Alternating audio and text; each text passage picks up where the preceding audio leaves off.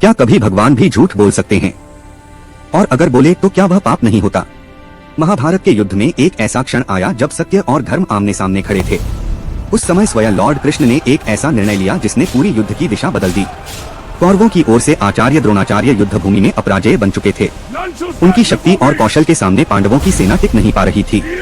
उन्हें हराने का कोई उपाय नहीं दिख रहा था, क्योंकि वे तब तक शस्त्र नहीं छोड़ते जब तक उनके पुत्र अश्वत्थामा जीवित थे। तब श्री कृष्ण ने एक योजना बनाई। उन्होंने भीम से कहा कि वह एक हाथी जिसका नाम भी अश्वत्थामा था, उसका वध करे। भीम ने वैसा ही किया। इसके बाद श्री कृष्ण ने युधिष्ठिर से कहा कि वे द्रोणाचार्य के सामने जाकर कहें अश्वत्थामा मारा गया। युधिष्ठिर सदा सत्य बोलने के लिए प्रसिद्ध थे, उनके मुख से कभी झूठ नहीं निकला था। वे इस बात से विचलित हो गए। लेकिन श्री कृष्ण ने समझाया कि यदि आज यह एक वचन नहीं बोला गया तो अधर्म की विजय हो जाएगी और असंख्य निर्दोषों का विनाश होगा। अंततः युधिष्ठिर ने कहा अश्वत्थामा मारा गया, और फिर धीरे से जोड़ा नरो वा कुंजरो वा, परंतु शंख और नगाड़ों की आवाज में यह अंतिम शब्द दब गए और द्रोणाचार्य ने यह समझ लिया कि उनका पुत्र सच में मारा गया है।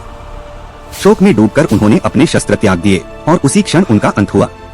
यह एक ऐसा पल था जब सत्य को अधूरा कहकर धर्म की रक्षा की गई।